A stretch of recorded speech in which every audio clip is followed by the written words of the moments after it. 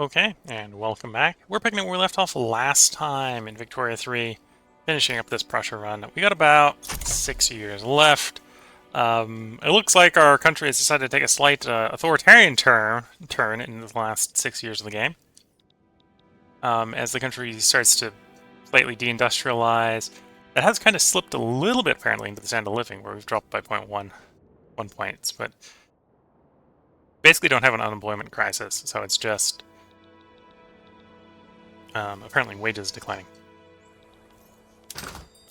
Maybe a little bit of hijinks going on about the automobiles, because, we're trying to do some airplane and some tank production, and really those aren't very good goods.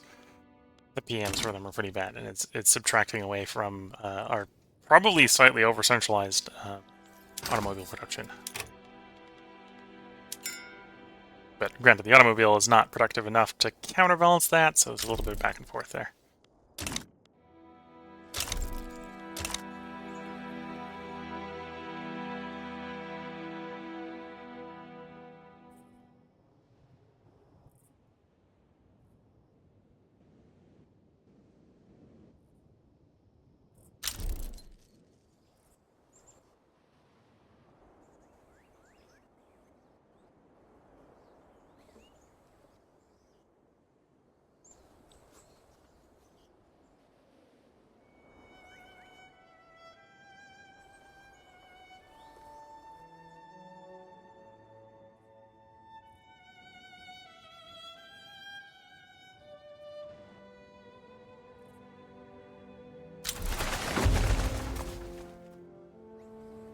More people are moving from Australia to us.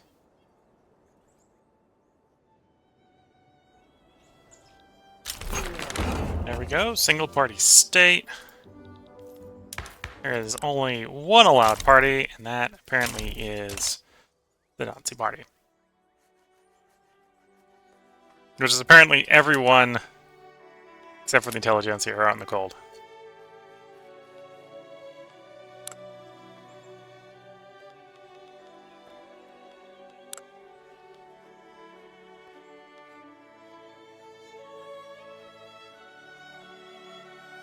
It feels like it's all a corporate state.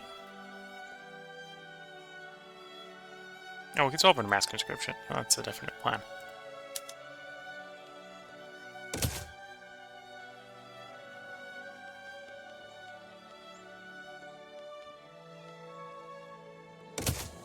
Well, the game's definitely not appreciating that button push. There we go.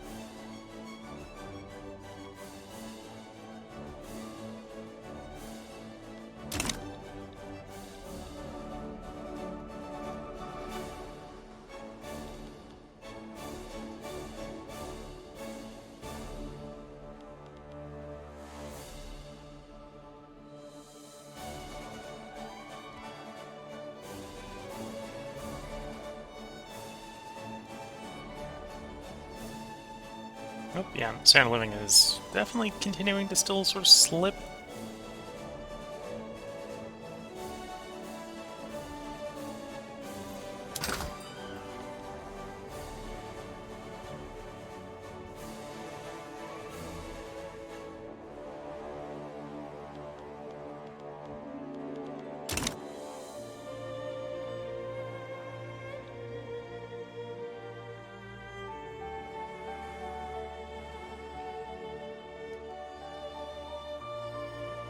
Well, I suppose the other thing that could be the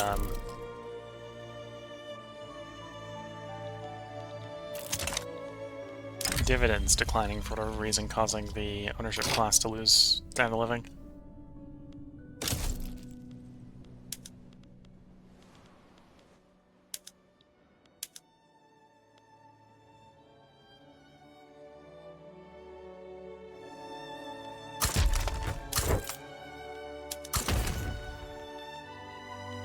Humanitarianism.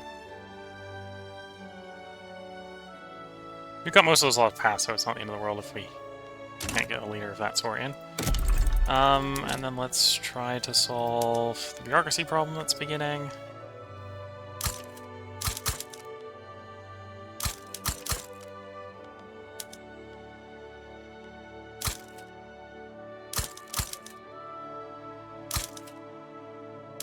Okay, that should do fine.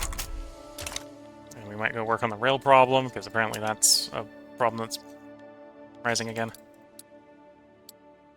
Oh, and of course, our economy is at the point where the capitalists are kind of just YOLOing and go like, I want to build something. I think it's a good idea to build synthetic plants. And they just build like 10 of them in a go. 52 of them in a go, apparently. Yeah, I don't think we need 52 of those, but, you know, they do what they do.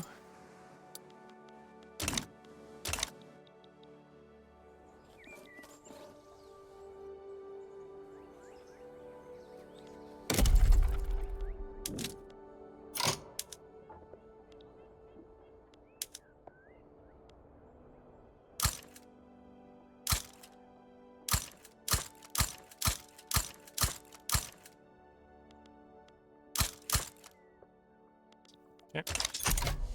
I'll build those railroads. That'll fix the logistical problems initially. Oh,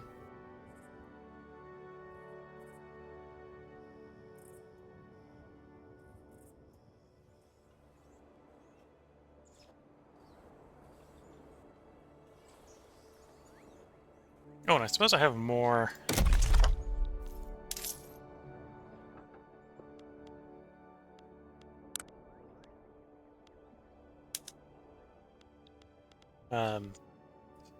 Authority, so I can do things like encourage manufacturing industry more. Maybe sort by taxes.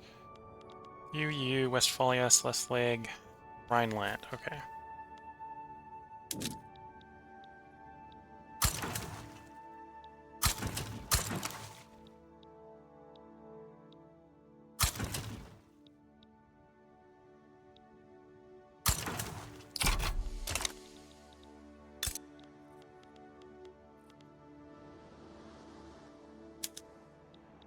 Pan-European Metalworks Corporation. 5,000 levels, yeah. The power of tooling workshops, apparently. Just tailoring workshops, tooling workshops, more tooling workshops. Yeah. Most of them profitable.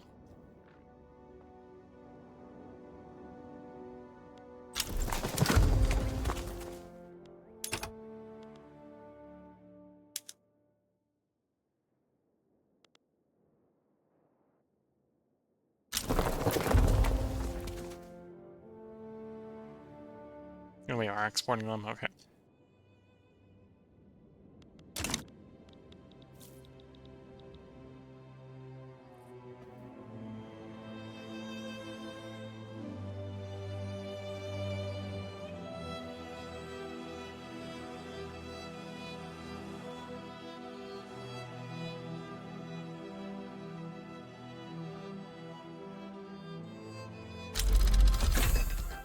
There's flamethrowers, so we're getting the achievement. Well, I have the achievement because the Steam achievement and the in-game ones don't track differently. But we now have flamethrowers. So with that is all 3 tech trees researched.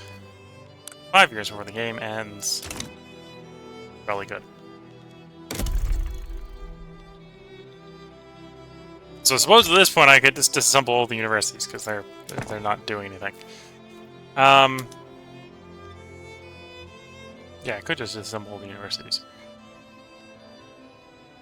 Unlike the power block stashes, I think well, the power block stashes are actually employing people. To do their thing. Mostly prestige and a little bit of oils from stuff. Okay.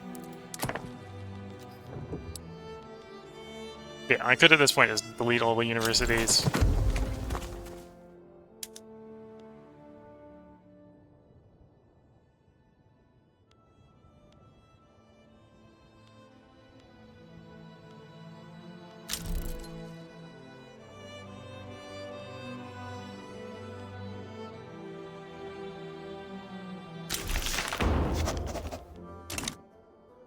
Okay, there's mass mobilization.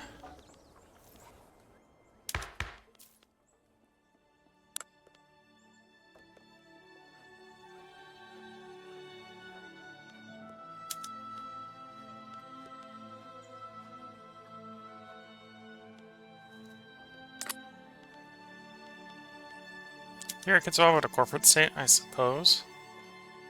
You guys know the corporation would take a long time to get up to operation.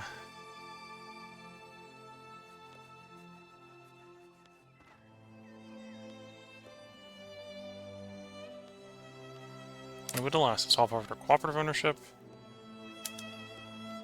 Not collectivized agriculture. This one's the one with cooperative ownership. Swap over to cooperative ownership.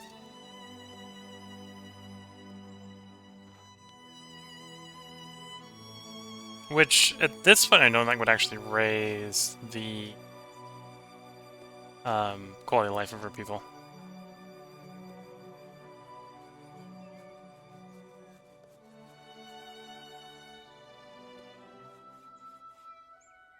And I'd have to much more micro the economy. So we're just going to roll out the last 5 years of the game on the current laws, I think.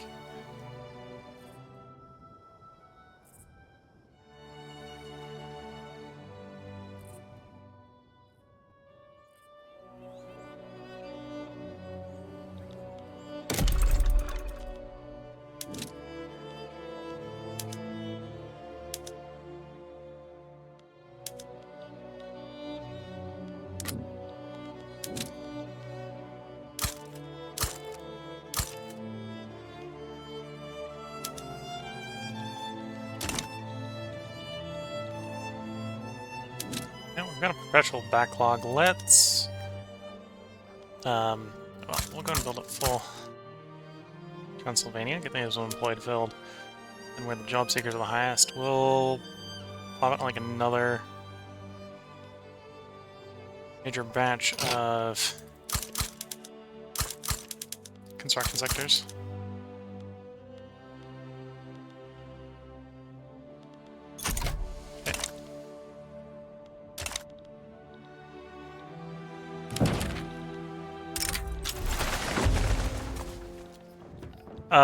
I don't want to go attacking my ally, thank you. You're both my allies. I'd prefer not to wage war with either of you.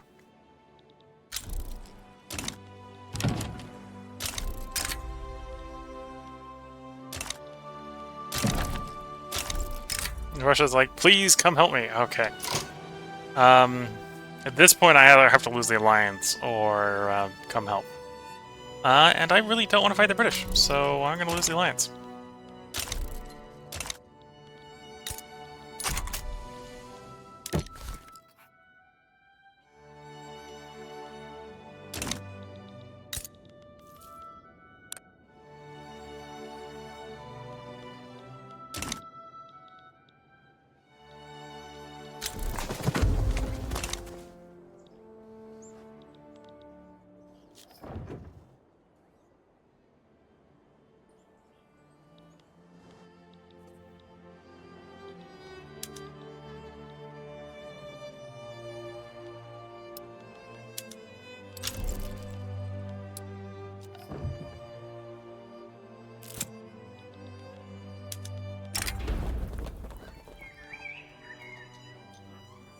Offered opportunity to acquire trade privileges from... Okay, we'll see if we can actually get it from them.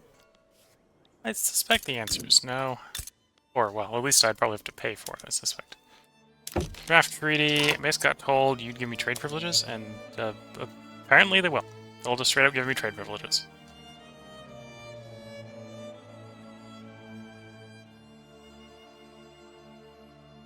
Opportunity bonus, plus 50. Okay.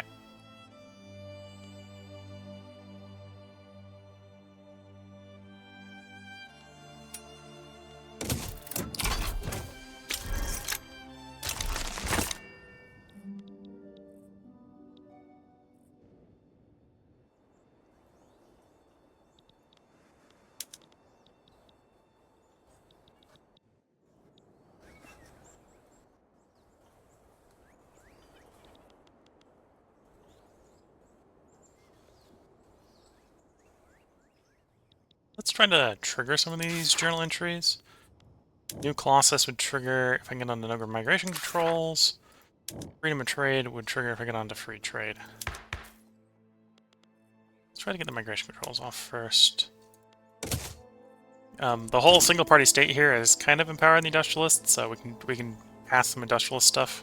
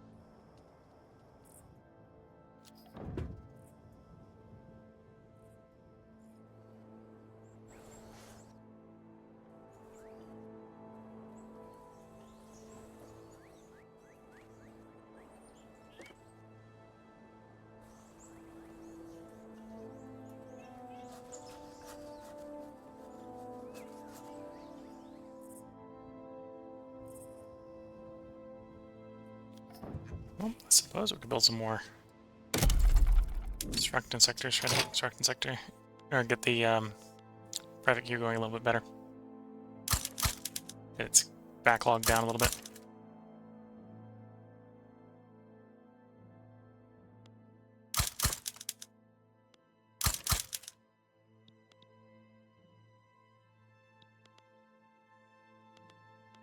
And then from a railway standpoint, let's deal with the low infrastructure places.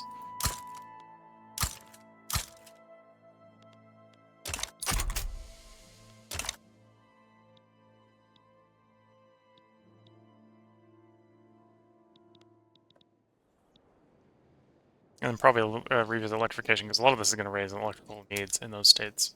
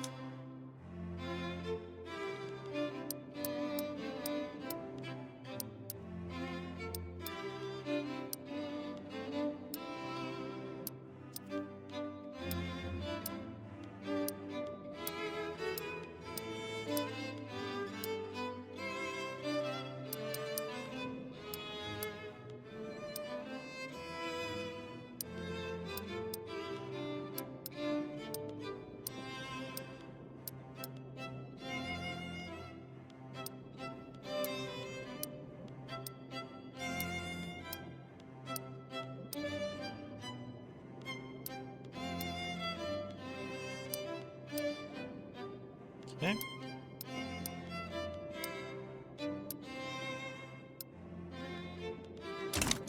And we'll let that build.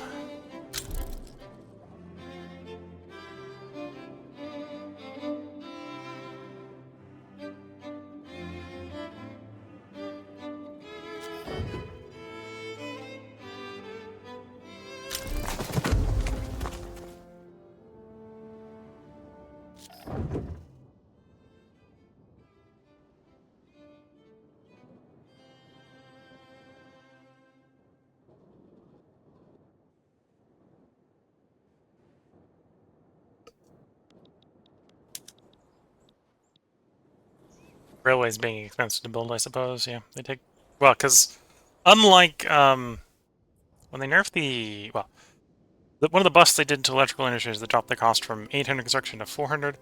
They haven't done that to railways. Granted, they didn't nerf the railway output as much as they did the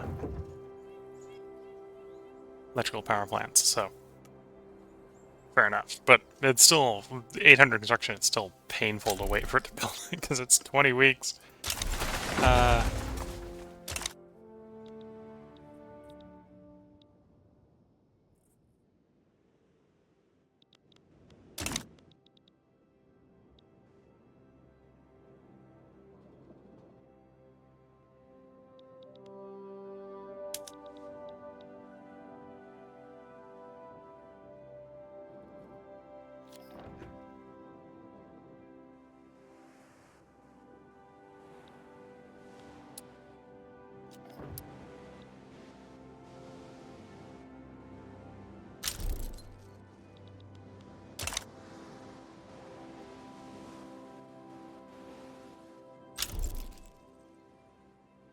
When we're successful, no more irrigation trolls, and that will be solved.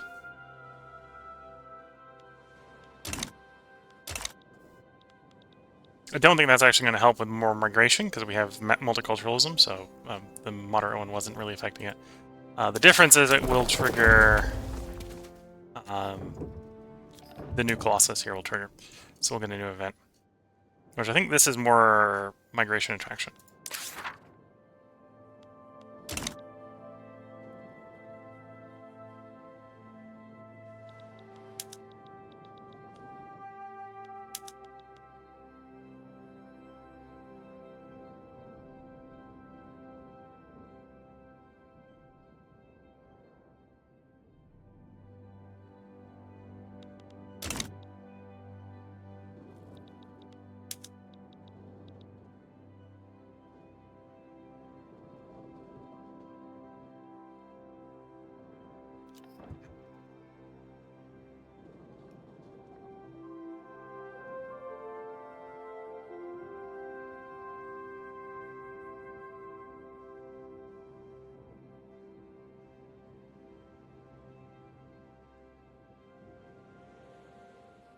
Okay. Not much to talk about. Really, we're just waiting for time to proceed. Again, we've hit the point in the game where the GDP is kind of stagnant. Everyone basically has jobs. There's not really any more breathing room for the jobs to get any better. And as a side effect, it's really hard to raise the standard of living.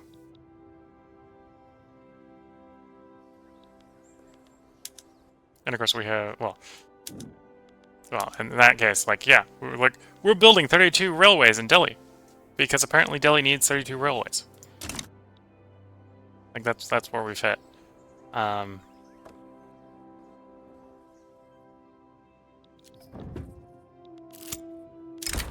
Art of doing nothing. Welcome their support.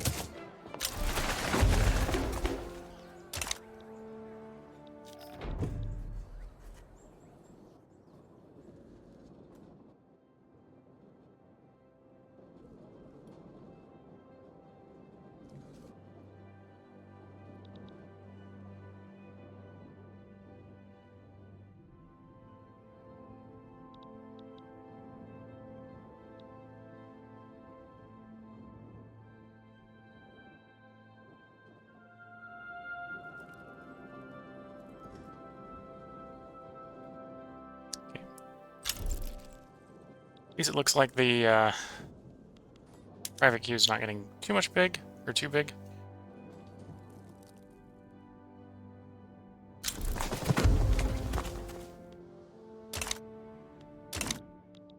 Although it might be that's as big as it's willing to let the queue get.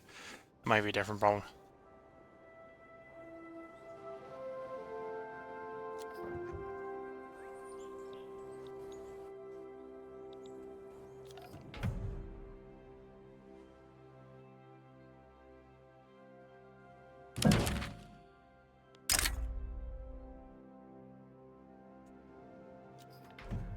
I support your independence, you get a power block. I don't really want to support your independence. So no. Building electric industries. Do we need 93 levels? Don't think so, but it's gonna build them. And some of them will probably hang around. There's probably enough demand to warrant a few, just probably not 91 of them.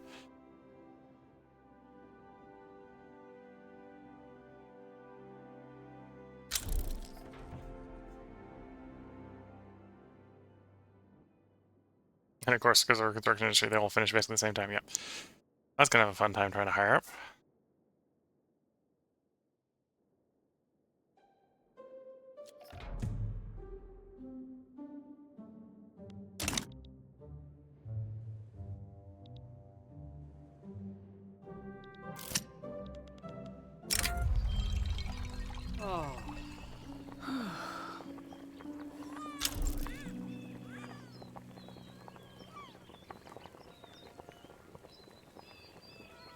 Sure.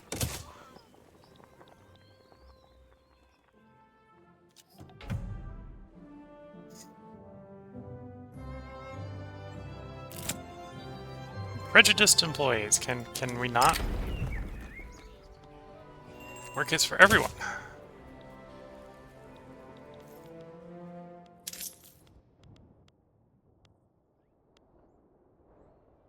Trans-Danube. Okay. Got enough authority. We can go ahead and dump another encourage manufacturing.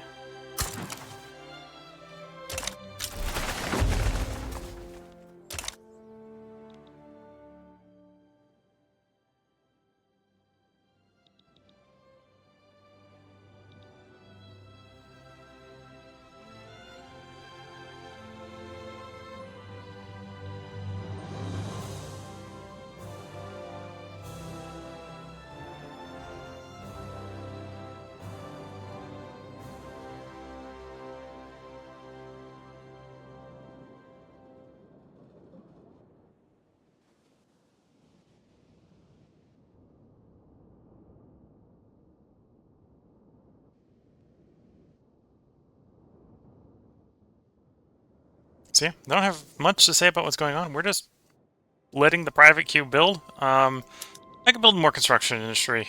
That wouldn't be the end of the world. In fact, let's just do that.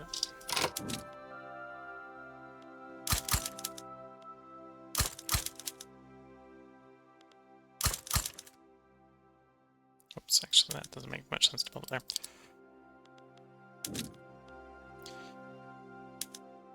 The highest job seekers at the top, so at least we're building somewhere, hopefully, where there's people who want to move to higher paying jobs. Okay.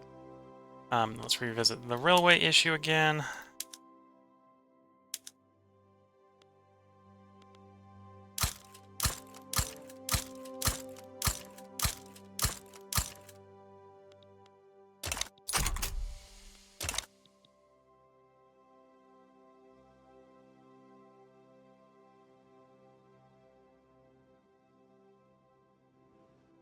And then once these construction sectors are built, we'll build some more power plants to power the construction sectors.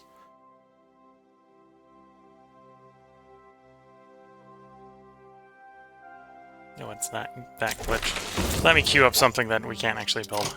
There's the no migration controls. We have an election, but the one and only party is presumably going to win it. And yes, we got open arms because the thing passed. I gotta get 100 prestige for 5 years, or migration contraction permanently. Migration detection permanently. Then the other journal entry we got open here potentially is free trade. So let's try to swap to free trade.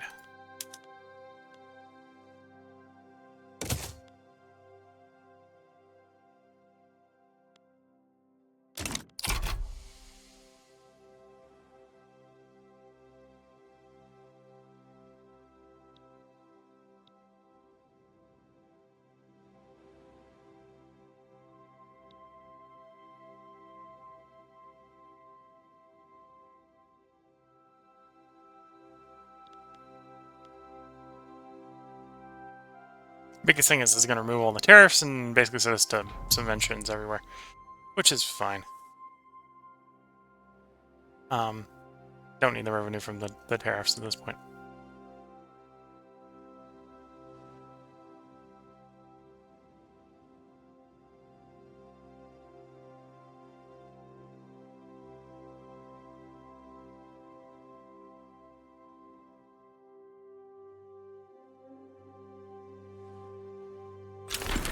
Okay, there's our election.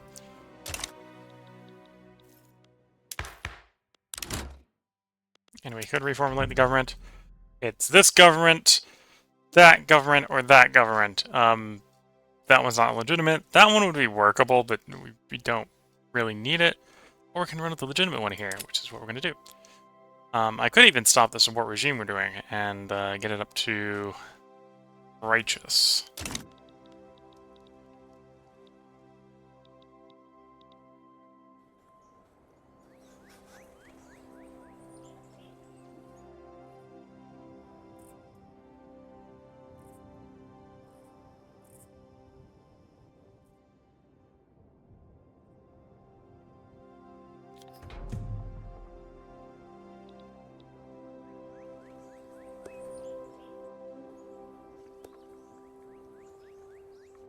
We are the United States of Europe. We got a single-party state going on here. It's the Nazi Party, the Nazi Party, the Nazi Party. But we're restraining their evilest intentions right now, at least. In fact, the Nazis basically give power over to the corporate, the industrialists themselves. So.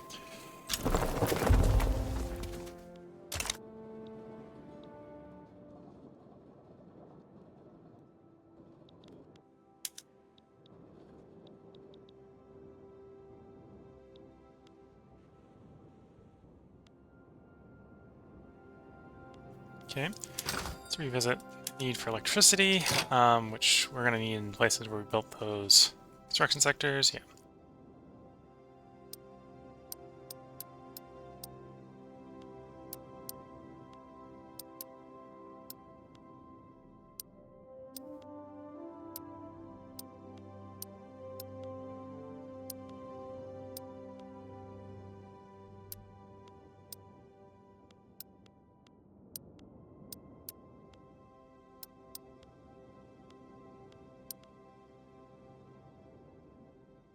I'm gonna let that build. And it's really nice that these build in 10 weeks instead of 20. And then I might build more construction again, because apparently the private queues are like, yeah, we can, if you give us the construction, we'll use it.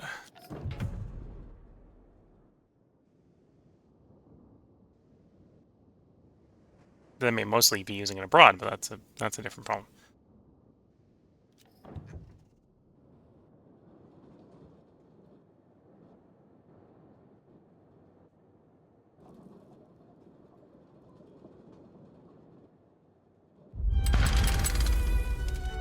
Oh, we actually have a war we have to be involved in.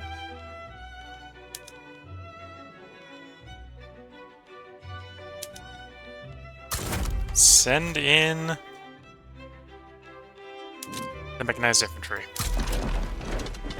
The poor rebels in Borneo are about to have a real bad day.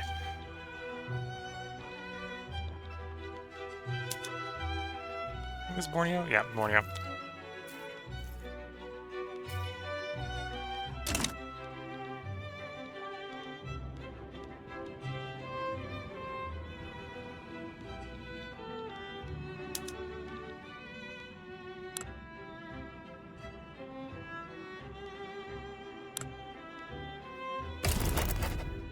Yep. No, I definitely don't want. We want more than obligation. I'm gonna save you from yourself.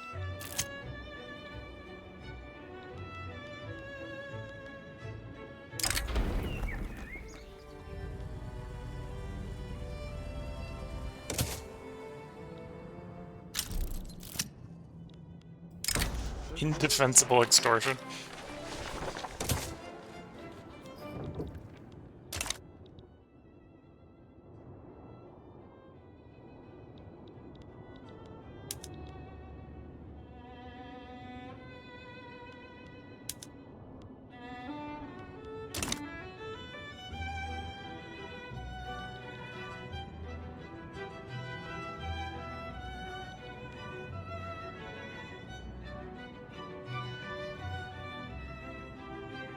Yeah, I could probably get away with just even more construction sectors.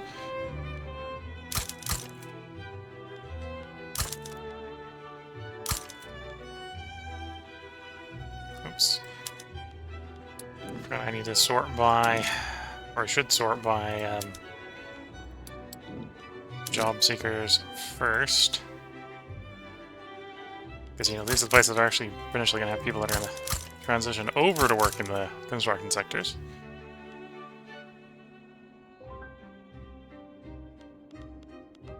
And then we go railway.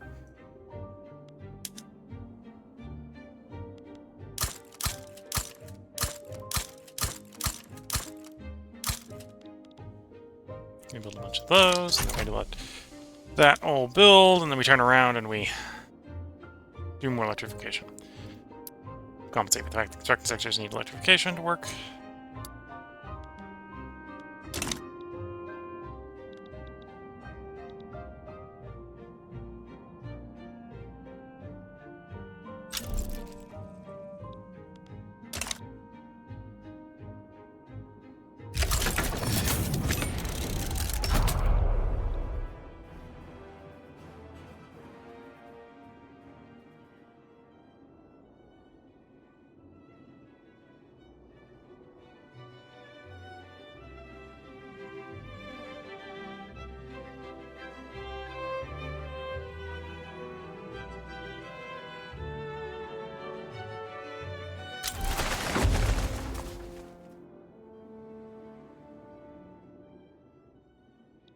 Brunswick is getting more people.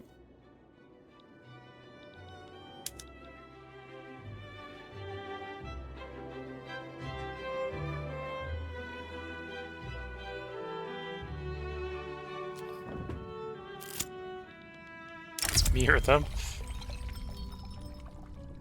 We just have to have some extra power by nature. Giants of the Sea. Gunship diplomacy. Or prestige naval power. The prestige naval power.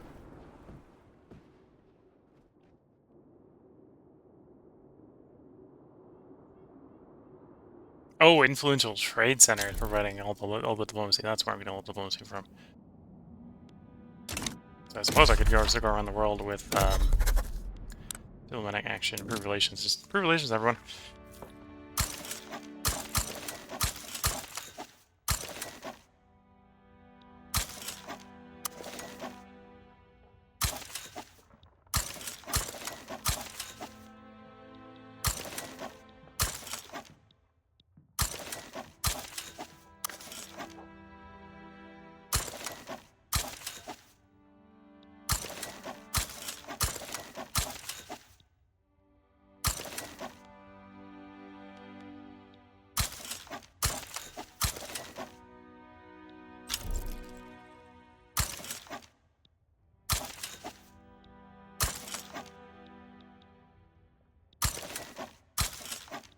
Well, maybe not quite everyone.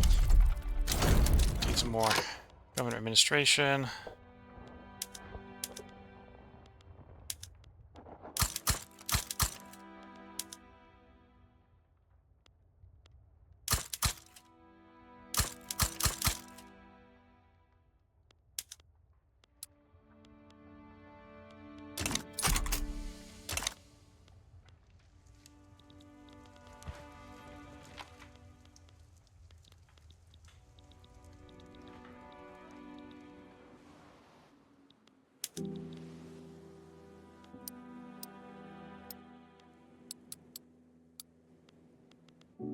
Okay, so hopefully that improves the bureaucracy situation.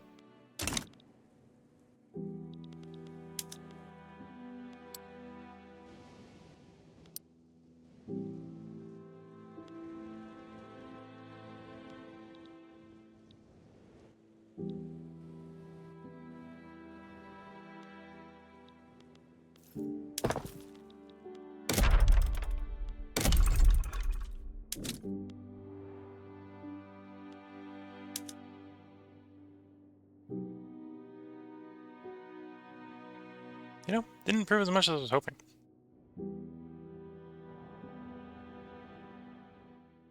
Yeah, improve a little bit more, but not enough. Okay. Up another 29, see if that helps. Well, it'll help, it just will it help enough. And yeah, I think we've hit the point where we actually have the right amount, well, probably have too much construction now.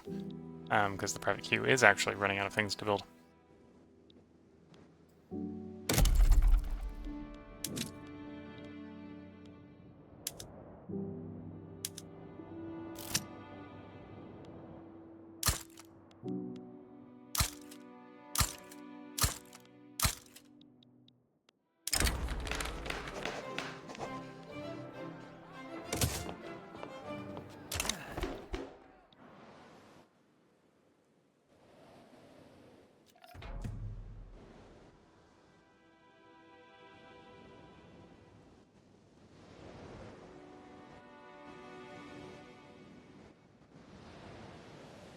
3.6 billion GDP, 25.9 standard of living. We're basically back up to where we our high point. We'll see if we can get up to 26 before the end of the run here.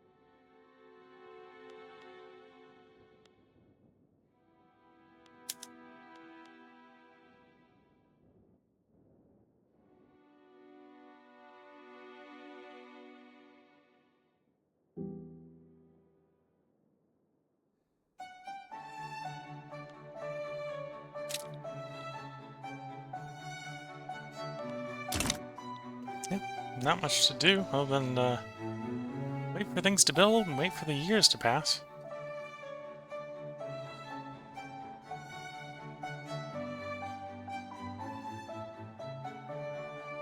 Free trade should pass reasonably quickly. Likely to pass on this next one in about 10 days.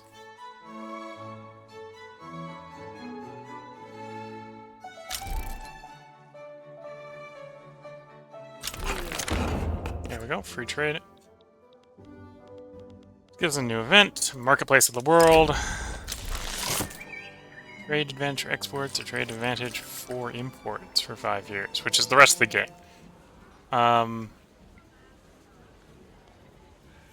Let's do imports. Buy.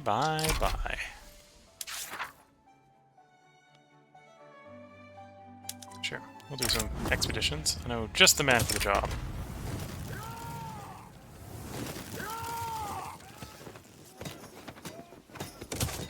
Send the Social Democrat off to the North Pole. Or actually, no, this is South Pole. Other pole. This is the Antarctic expedition, not the Arctic expedition.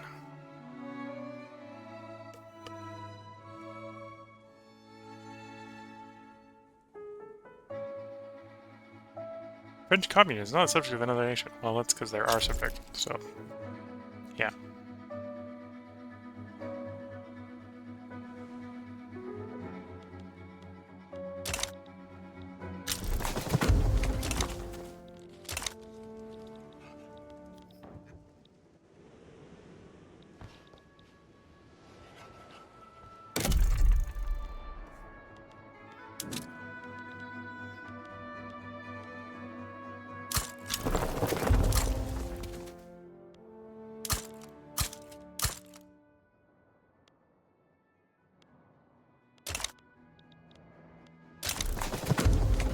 Oh, and we didn't manage to hit a standard of living of 26 under our capitalist system of living.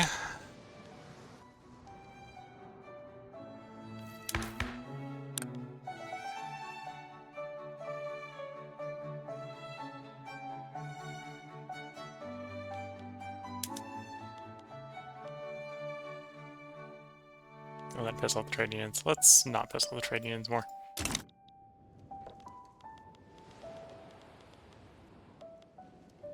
Anymore would lose the solidarity bonus.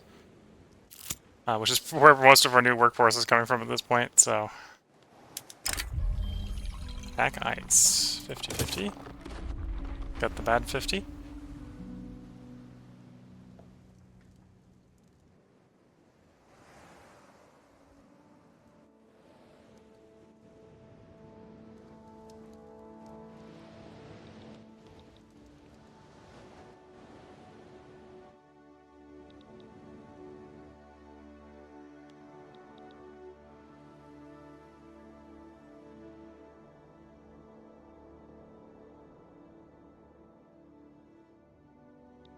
Surprised that you're actually my biggest, densest province.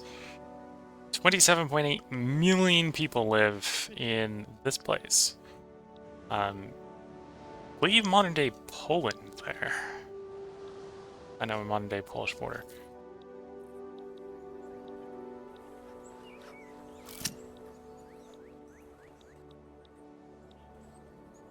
Yeah, because that's Czechoslovakia.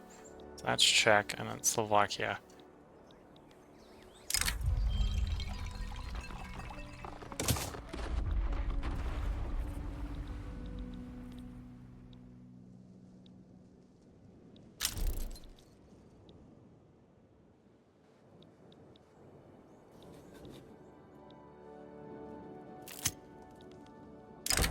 Once again, the Great Train Smash. Apparently the first one wasn't enough.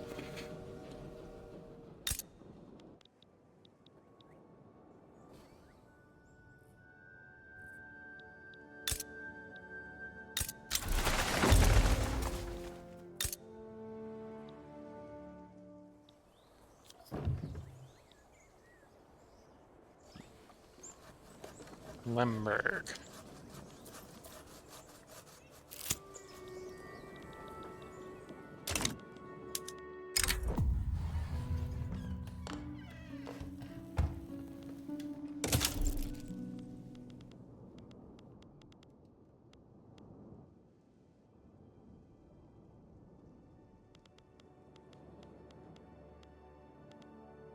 Okay, we made some progress towards, you know, getting the South Pole.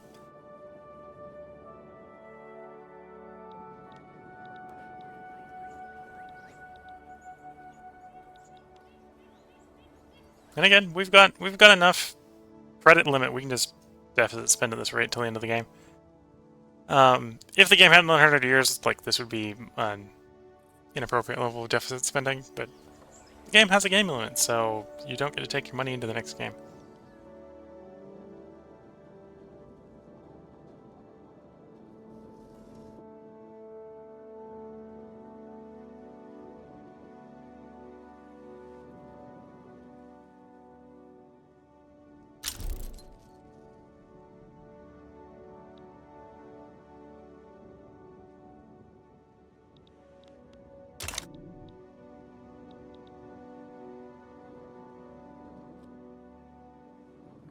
Oh, I suppose I'm at the point where I need more government administration again.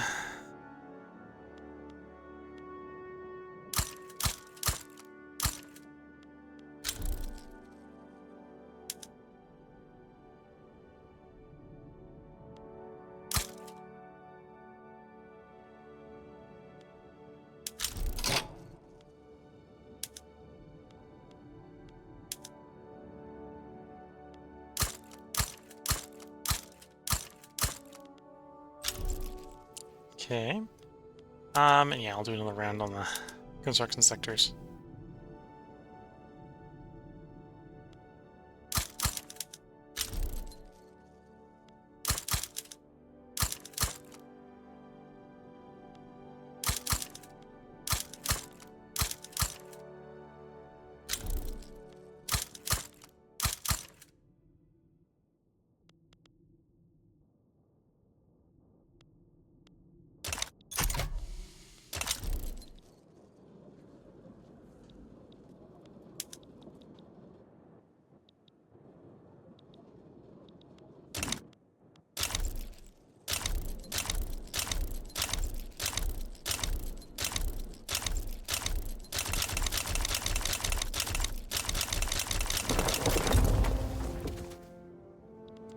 Darn, we lost solidarity.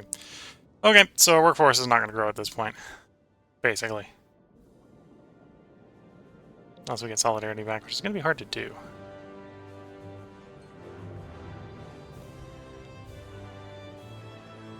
Guess I gotta get them back up to 10 to make it deploy.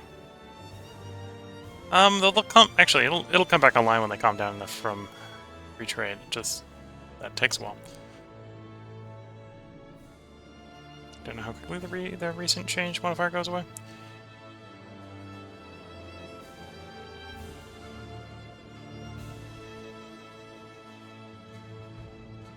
But what we need is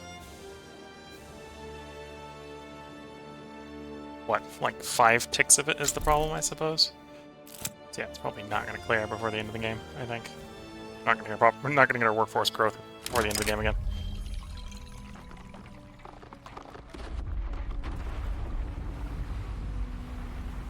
This only need to last for our return. Yeah. Don't overbuild something that is only temporary.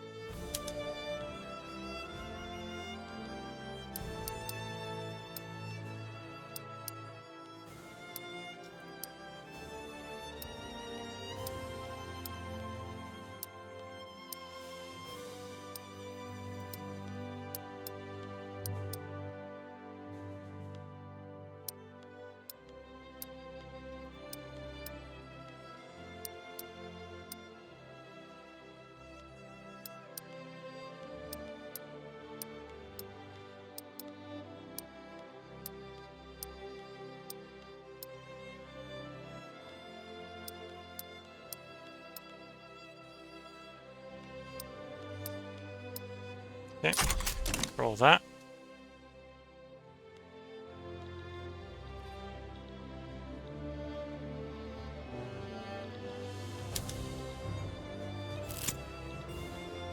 At the Mountain of Madness. Move on quickly, collect geologic samples. Ascend the mountain. We don't need the prestige, so we'll move on quickly. We'd like them to actually finish the expedition before the end of the game at this point, kind of.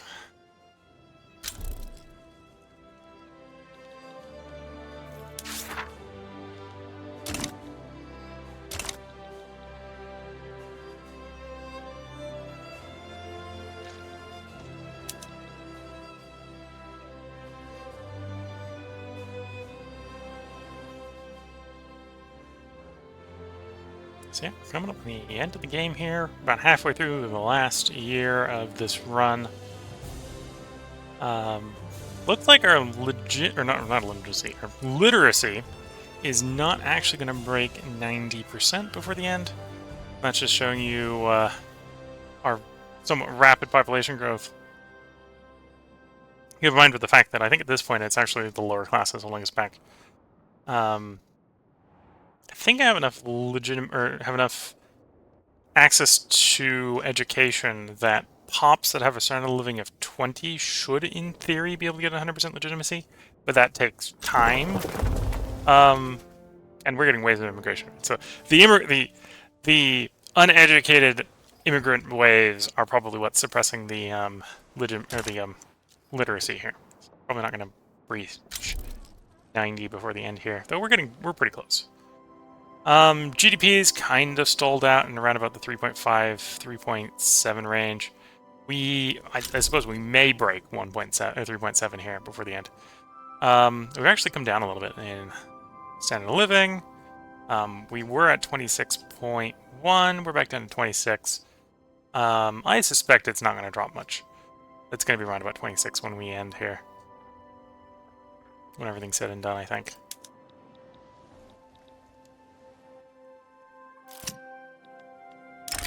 In the Transarctic Mountain, we find a new route and succeed. Okay.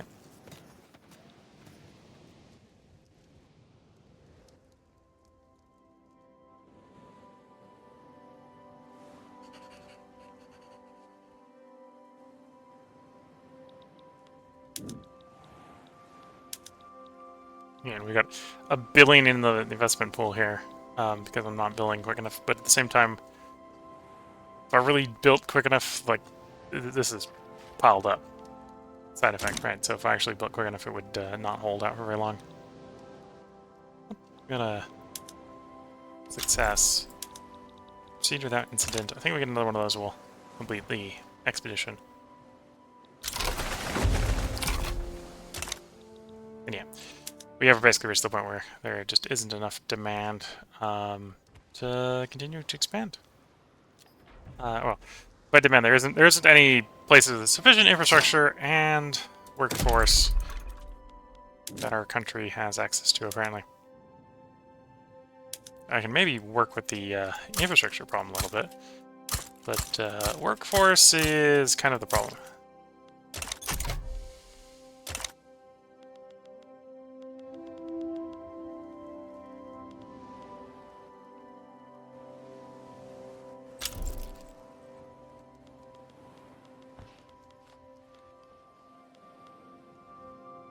Nope, is it actually going to clear? Are we going to finish the expedition before the year ends? That is the question.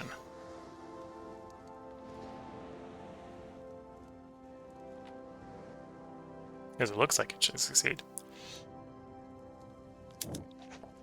At 100%. 8 or above. It's at 8, yeah. Why haven't you completed?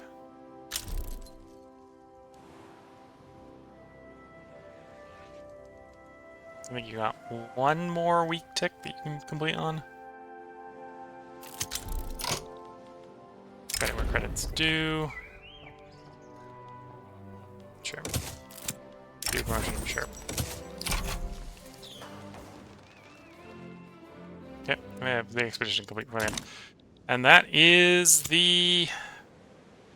Oh, no, I'm wrong. I've miscounted. I have a whole nother year. Oops-a-daisy. Minor per At this point, you should be finished. There we go. Homecoming. There. Credit to their nation. Gets Explorer, no longer busy. Successful Polar Explorer. First to reach the South Pole. There we go. Okay, I am wrong. I thought it was the beginning of 35. It's actually the end of 35. Got one more year. Oh, GDP went down. So we're at 3.6. 3.59, so basically about 3.6. We'll see if it goes up again. And then we got back up to 26.1.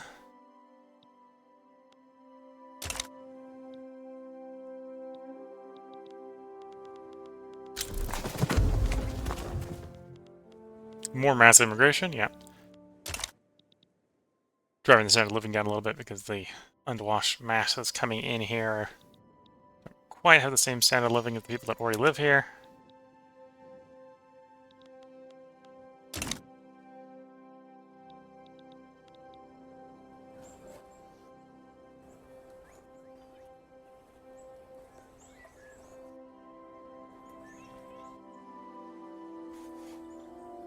Yeah, in hindsight, I don't really got much of an after-action report here. Definitely could have been a little bit more aggressive with the world globe-trotting conquest if you were a little bit more willing for multi-front wars than I was. Once you have full employment, wars are a pain just because your brigades don't recruit up to full. Right, we're sitting in a scenario where like, yeah, this army has 159,000 manpower. It's like at half strength. It's literally at half strength. Because we're at full employment. Right, so if I wanted to go globetrotting, I needed to be globetrotting already. Someone who's better at the warfare of this game than I am probably could have conquered the world. Honestly, with Prussia. But I kind of set myself the goal, let's see how high we can get the GDP, or the standard of living on the GDP. Yeah, that kind of goes hand in hand with the GDP, because you need the domestic product to raise the standard of living. But a little bit of you can use other people's GDP if you own their buildings. That's one of the reasons why our GDP is kind of stagnated, even though our standard of living is still slowly increasing. It's because our owner class is still growing. Mainly growing in the foreign standpoint, right? So you can see, okay, our population, lower threat is growing with the... yeah, we're growing with population growth. Middle strata, growing with population growth. It's not growing as fast as it used to be because there's no more... We're not really improving the quality of the buildings going forward at this point. And then the upper class has probably been the fastest growing class because we've just can have more and more and more capitalists, right? It's the only line of all our lines that has actually been able to continue to be line goes up. That started to stagnate. That's basically stagnated. This one's going up, but it's definitely not as up as owner class, right? The owner class is going up. And that's because we can own foreign buildings, basically. And yeah, that's probably what's correlating with the GDP going down, because owner buildings don't contribute to the GDP. Right, so these 15 levels, yeah, that's a lot of well-paying, high standard of living jobs. Same here. 250,000 people working the financial district.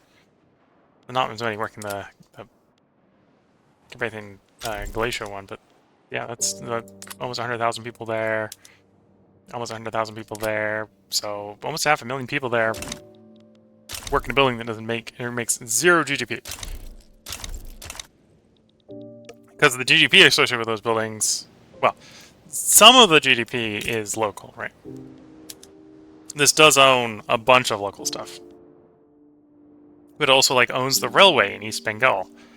Well, that's East Bengal's, or the British Raj's GDP, not my GDP. Railway in Bombay. That's Bombay's GDP, not my GDP. So we haven't really been maximizing the GDP. We've been trying to maximize the standard of living. And that's just something that kind of, at least in the current major patch, that's kind of something that happens when you run out of people, I find. Because you still want to keep investing, you still want to keep building, but you run out of really good investments necessarily in your country, so you just start doing it abroad.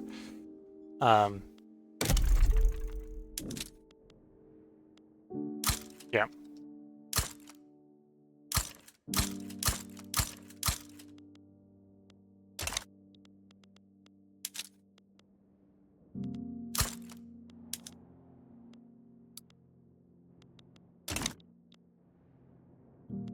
Now we're actually halfway through the last year.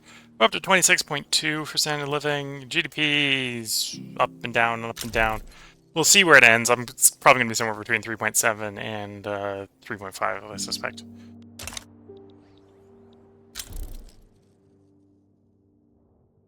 And at this point, we're able to build fast enough. We're able to suppress any unemployment or peasant growth. Standard of living may go up a little bit more. And then maybe if we get lucky on the literacy growth here, we might actually hit 90% literacy, but I think it won't. I think it's still going to sit just below 90% there. Over half the population is loyalist, and that's doing a good job suppressing the radicals. This is the power block we were running. Originally, we started off internal trade, advanced research, defense pact to help defend all the German miners, colonial offices. We then, after we'd made Super Germany, defense pact went away because we didn't need to defend any of the miners anymore. And then once we had enough mandate saved up, we swapped from internal to external, so we had more trade capacity and more trade advantage for importing what we need and exporting what we need. Right, because our globe-trotting empire does not control the major oil regions, which is Russia, the Middle East, and America. Now, we had agreements with all but America to build those. So we did get those mostly built, right? So there's plenty of oil in the market, so we just have to import it, and everything's basically fine. We have a little bit of our own rubber, but a similar sort of thing for rubber. We got a little bit of Africa. Africa's maybe not the best place for rubber. The best place for rubber is like Southeast Asia, South America. There's not as much rainforest in Africa, or at least in the bits of Africa that I got. There's a little bit more over here, and a little bit more over here where the British have. So we had to import our rubber. One thing I always find is, yeah, Germany's got lots of iron and lead and coal. It still doesn't have enough. Like, okay, it has enough coal. Like, that's the only one we're not importing is coal. But many of the RGOs, we need more. Even sulfur, like sulfur is oversupplied in the global market, so we're importing it. We have like just enough sulfur to work, and we at this point have Italy, so we're getting it from Italy mostly.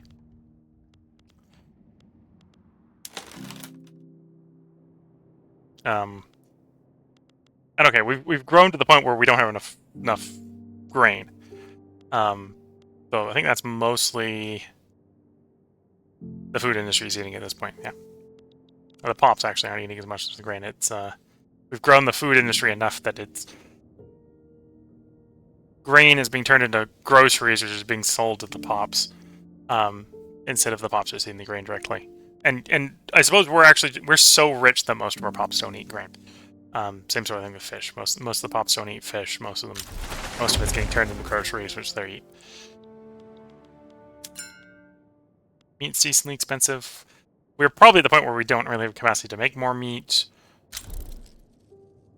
Sugar again is getting turned into groceries. And fruit, for whatever reason, fruit's just oversupplied in the game. Fruit could really use something to turn it into, like canned fruit or something. And that's the end of the game. So we did. Apparently, when I wasn't looking, we maybe got up to 3.7 at the end. Did we actually get up to 3.7 at the end? I can't really tell on this graph. Standard living, I think, got up to 26.3. Our prestige was apparently 23,000, and we got 352 million people. Largest population group was machinist, followed by clerks. Clerks is probably the ownership. That's just telling you the size of the ownership buildings. Because I think clerks make up a fourth of the people in the ownership buildings. It's also a major component in government admin. I believe also a major component in our trade centers, right? So that's why clerks are pretty big. So machinists, clerks, engineers. And it only gives us the top three here. I could sort of highlight over them. Shopkeep is probably fourth, yeah. Followed by the laborers. Political strength, engineers. They're richer than the machinists and clerks. Capitalists. Capitalists are richer. Capitalists are probably the richest people in the country. And then shopkeepers are again, they're on these two are the ownership classes, right? So the ownership class is particularly powerful in the political power scene, right? So engineers, just the richest, largest group, right? They're richer than machinists. Capitalists are owner class. Shopkeepers are owner class. Farmers are owner class. That's one of the reasons the aristocrats are probably really far down. Is there's the aristocrats there, 2.8% of the political power. The aristocrats have to share with the clergy and the farmers. And as the game goes on, you get more clergy, and you get more farmers, and you don't really get any more aristocrats. So that's why the aristocrats are as far down as there. Again, still a very wealthy class. They're very wealthy people, but there's just not very many of them. We had multiculturalism, so everyone that wasn't in their home territory would slowly convert to our primary cultures, but we were also the United States of Europe, so we have a laundry list of primary cultures. So this is a bit of a mess. Obviously, we started off as Prussia, so the North Germans are the biggest, followed by the South Germans, followed by the Italians. Apparently, we took over a lot of Catholics. So for a Protestant nation, we are a Catholic nation, almost 44 to 48% Catholic, followed by Protestant, and we were conquering Sunnis. So that's what we can see here from the game over here. I'm going to go ahead and hit continue play here, and we're going to pop back into the country.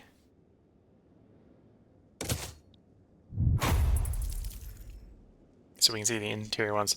So yeah, I was, as I guessed, I was expecting to be somewhere between 3.5 and 3.7. We're actually just a little over 3.7 on the GDP. Standard living, I wasn't actually suspecting it to get up to 26.3.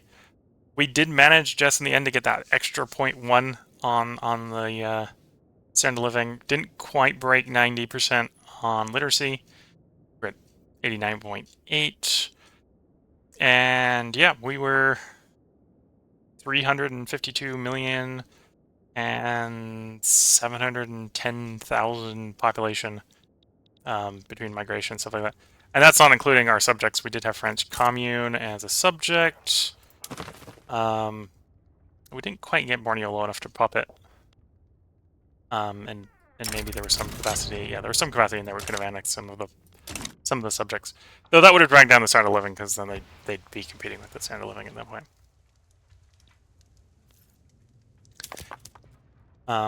We can go into some charts. Society chart would work better. Yeah, and you can see we had multiculturalism. So there is some pops and violent hostility. These would have been people that just moved in, and as a side effect, they're all laborers. Second-class citizens would be pops that have moved in but have been here long enough to start assimilating in. And as such, they're much more spread out. So I think they're going to be prioritized to not end up getting the best jobs. And as a side effect, you see there's no owner class amongst the second-class citizens. And then everyone else, the majority of the population, 351 million people are full acceptance pops. And that is the wonders of multiculturalism.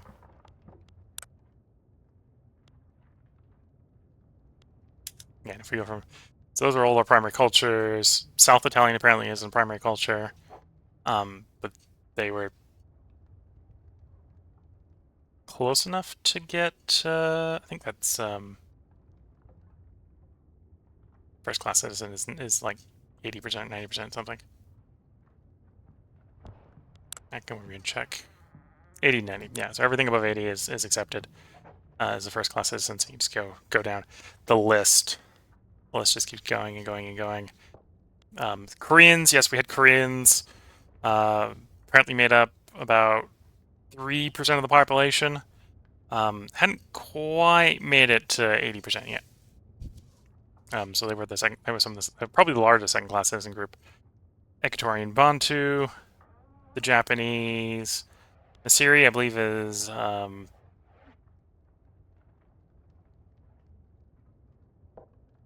seriously. Assyria, I believe, is Egyptian. Thai, Filipino. See all the bunch of cultures in here.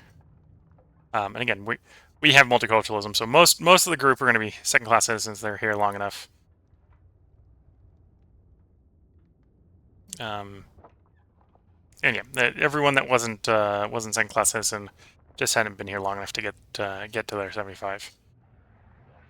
I think to get 80, you had to share a heritage trait. So that's where the jump there is coming from. Yeah, either a cultural trait or a heritage trait. Okay, to get first class. Religions, obviously mostly Catholic. We had total separation, so it didn't matter which religion they were at the end.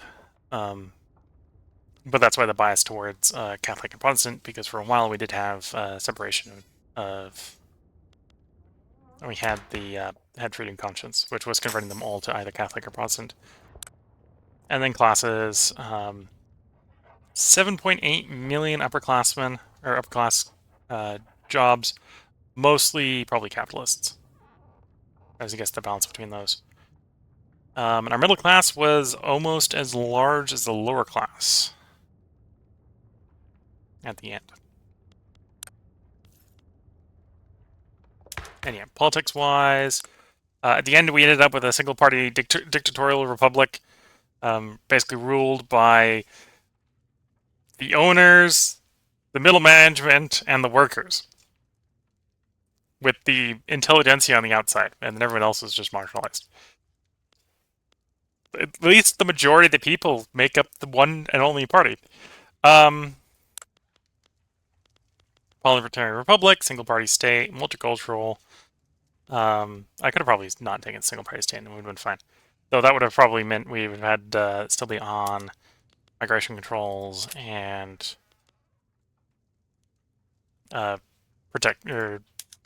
protectionism, because the trade unions was one of those. And yeah, the appointed bureaucrats, sometimes maybe it's worth swapping to elected bureaucrats, because then you get that bureaucracy modifier, but usually you hang around on this one for the taxation capacity. We had guaranteed liberties and protected speech. So for apparently being controlled by the extreme right wing, we had a very liberal society. They never were able to revert the liberal reforms, apparently. Laissez-faire free trade. As I said, the corporations took over at the end. So we got our corporate laws, basically. And yeah, that's the run. So if you're watching on YouTube, there obviously won't be a part up tomorrow, because I think I've pretty much covered what we covered in the after action report, so this will be the last episode. I gotta get up fairly early tomorrow, so this is gonna be the last episode of the stream. That means the next stream will probably be, or the next stream for this time slot, which will be in 4 days, if you're watching on Twitch, will probably be a 5-parter rather than a 4-parter.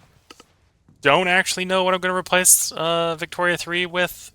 We're not immediately going to do another Victoria 3 run. It'll at least get a small gap so that everyone can get caught up. And can put their votes in for what they might want to see for the next one. I have had one person that says maybe they want to see me do India, British Raj, EIC, East India Company. If I'm going to do that, I need to pick up the DLC that's associated with the EIC, because otherwise that's one of the scenarios where I'm like, yeah, no, I want the DLC for that. That's one of the DLCs I haven't picked up. So if I'm going to do that run, I need to pick that DLC up. So it's not a gimme of not being the next run. But if there's any nations you want to see for the next run, and you're watching this on YouTube or watching this on Twitch, feel free to leave a comment to that effect so I know. Otherwise, it will probably be the EIC, or it'll be me just deciding to play a nation randomly. It's been a long time since I've done Japan. It's been a long time since I've done the Ottoman Empire. So there's definitely a couple different choices of places I could go. If I don't decide to pick up the DLC for the next one.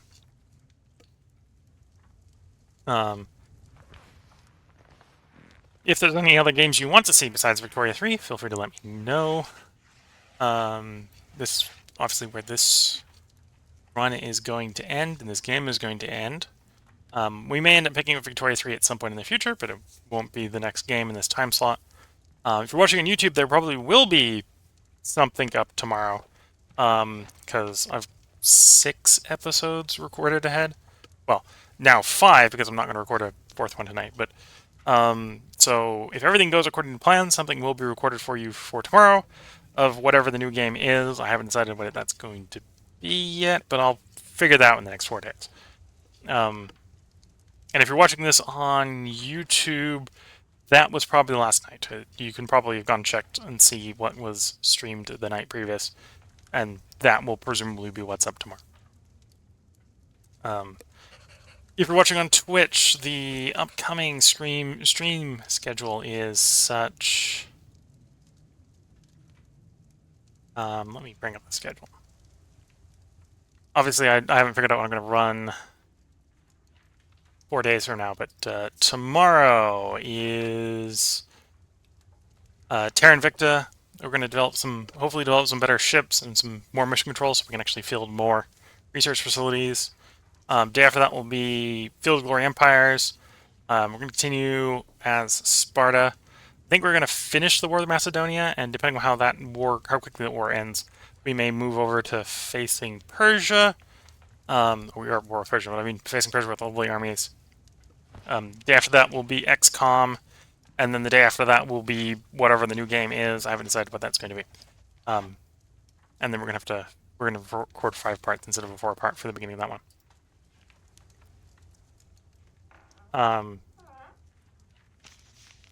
Yeah, so at that point, I think we're coming to the end of this one. This is obviously the last call for comments if you're watching on Twitch. If you're watching on YouTube, just a reminder, if you've got any questions or comments, feel free to leave them.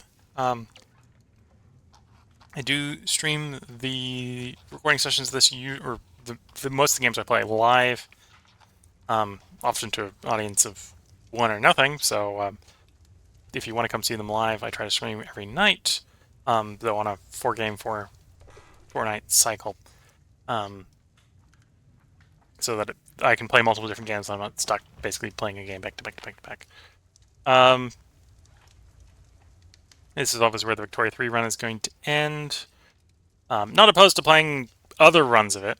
Play like Japan, India, Ottoman Empire, or whatever. And one person did ask for me to potentially do India, so we'll see if I end up putting that up as the next one. That won't be the one in 4 days.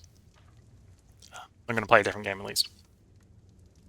Take a short break, and then we'll play something else and come back.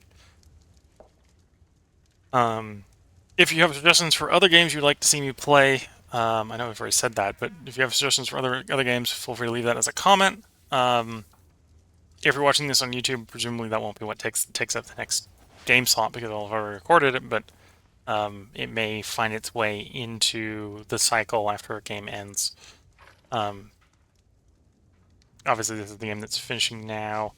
As far as the schedule goes, XCOM's probably probably the next one that's going to end. Either that or Field Glory Empires. It depends on how quickly we take a winning spot after we beat Sparta or beat Persia again, I suppose. But yeah, so at that point, I think at this point I'm rambling. So, wish you all the best of luck and a good time. Catch you all in the next part and/or stream. This is obviously the end of this one. And with that, bye for now.